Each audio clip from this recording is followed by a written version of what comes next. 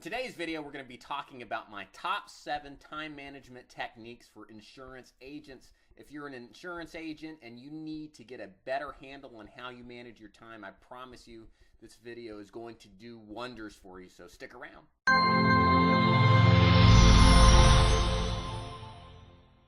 Hey out there, it's Dave Duford at Final Expense Agent Mentor, where I help agents like you succeed in the final expense and insurance business.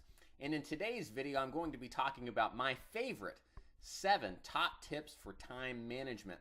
The reason I'm doing this video is very simple. One thing I notice about a lot of agents is they just don't have a handle on their time. I recruit agents nationally in my insurance agency. And one of the things that everybody seems to do very well once they implement these time strategies is do more business. They're more successful. They're more happy. However, time management is something that a lot of us know that we should do, but kind of avoid it.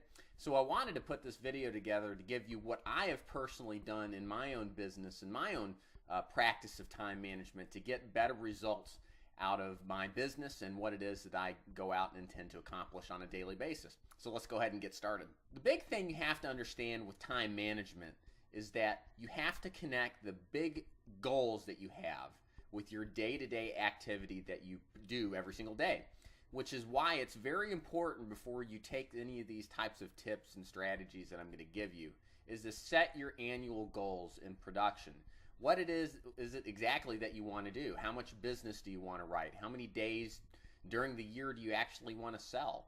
What's your daily sales volume goal?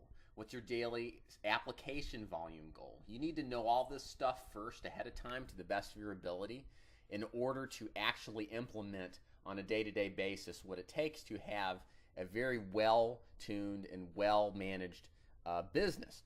So make sure you do that. There's a link below in my video where I did a deep dive into goal setting.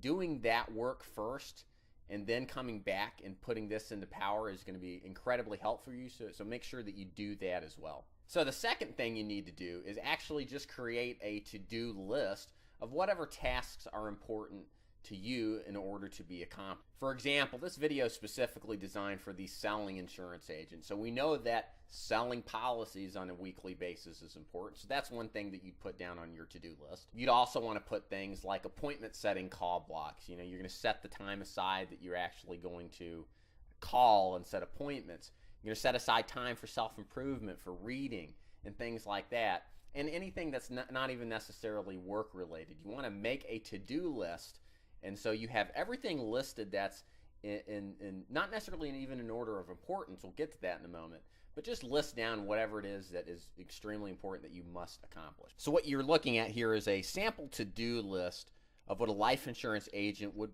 more probable than not have written down as his task to be accomplished. So for example, you're looking at the list here. Obviously, his primary goal in life is to sell life insurance. So he's going to have a number of appointments he wants to accomplish, which in this case would be 15. He wants to write 7 to 8 applications off that. But he's also invested in making sure he gets self-improvement training. So he's got on this list of things to do to listen to a Brian Tracy seminar. He also has his kids he's got to take to lessons to. Wants to make sure he puts a time on a schedule for a date with his wife. It's important to take care of family and business and schedule that as well. And also, of course, to set appointments for Monday and Wednesday. And then to do the end of the day or end of the week fax application work, as well as follow up with any clients that. So the next thing you need to pick up after you do your to-do list is an actual scheduler or some kind of piece of paper where you can write down each day during the week at what times you want to accomplish the task you've discussed. So what I've got here is actually, if you can kind of check this out, is the actual scheduler that I use on a weekly basis that allows me to schedule and block off specific time to accomplish the tasks I want. It's a 15-minute scheduler. If you Google 15-minute scheduler, you can find it. It's free. It's a download, but it makes everything tremendously easier because I can actually schedule the things that are important to me on this particular paper well in advance, so I know what I'm going to accomplish on a daily basis. So let's take a look at this so you can see what I'm talking about. So what you're looking at now is a completed daily schedule that I would have as a field producing insurance agent. You can see on Monday and Wednesday, I have blocked aside time for appointment setting for the following days for Tuesday, Thursday, and Friday. You can also see each day in the field that I have a goal of 5 to 6 appointments. I blocked off specific time with each day that I'm in the field, as well as a time for office work and a date for my wife. Nothing fancy here, guys. I mean, this is pretty straightforward stuff, but none of this time management stuff is groundbreaking or brand new in any kind of particular way. It's just actually implementing the basics that become so profound and effective. There's something about writing this down physically with a pencil, which is something that I'll add to this. I'm sure there's computer programs that you can use that will help possibly make this process a little bit faster. But for me, there's some connection with writing down my goals on paper and then taking the time to think through the process on a scheduled piece of paper here in order to figure out what it is I'm actually going to accomplish. I can't not suggest that. Taking the time to write this stuff down makes a tremendous difference. And when you can physically look at it in front of you as opposed to getting on your cell phone, and we're going to talk about that in a minute as far as time management goes. When you can see something in front of you and carry it with you and have it on demand, it's very useful and powerful. So make sure you do that. I highly recommend it. So at this point, we've talked about our big picture goals and how they are broken down into a week-to-week and a daily and even a presentation-to-presentation type of goal, and listing your to-do list, and then actually taking each item and scheduling them into your planner. So that being said, what's the next step to managing your time effectively on a more day-to-day type basis? Number one thing here is that as a salesperson, you have to remind yourself your only goal in life when you're in the field is to talk to people, to sell them something. Your goal is not to answer emails. Your goal is not to do anything that would detract from a potential sale. That means faxing applications. That means checking Facebook or even your email. Your job is totally focused, should be totally focused on seeing people, getting sits, and closing them. You must never take your nose off the grindstone when it is production day, when it is field day. Your most important asset in this business is time, and you only have a limited amount every single day that you're in the field, so please use it to your maximal extent. Do not get bogged down with distractions. It's so easy in life now to get away from our primary directive, which is selling something. So make sure your field days are focused efforts on door knocking your leads, on seeing people, on asking for referrals, on getting in front of people, and seeing people who make decisions on buying life insurance so that you can sell them life insurance. So one other thing you want to do is make sure you're keeping track of your activity as you go through the day. This is really important because it allows you to analyze how well you've done or how well you could improve. But it also helps you remind yourself to keep yourself on track so that you're continually successful, and remind yourself that even if there are some shortcomings that do happen, that if you follow the system, the numbers generally pan out. I've got a couple of videos that I'll link down in the description box where I go over some of my personal production history back last year. It's really useful, so where you can see me on a week-to-week basis going through this actual activity storing process, where you can see the sits I've done, the presentations I've given, and the business that I closed, and how that varies. And sometimes it can be depressing, but again, as powerful, as simple as it sounds, it's extremely powerful. Just writing this stuff down, keeping track of it, to make sure you keep yourself accountable to your system, but to also see, hey, things really do work out in the longer run if you'll just give it the time to do so. So this next section I've somewhat discussed already, but it needs to be repeated because it's so important. We are full of distractions in our lives, and you have to take active steps to reduce and minimize distractions that take you away from selling life insurance or selling insurance. You've got to get rid of the cell phone. You've got to get rid of the social media specifically.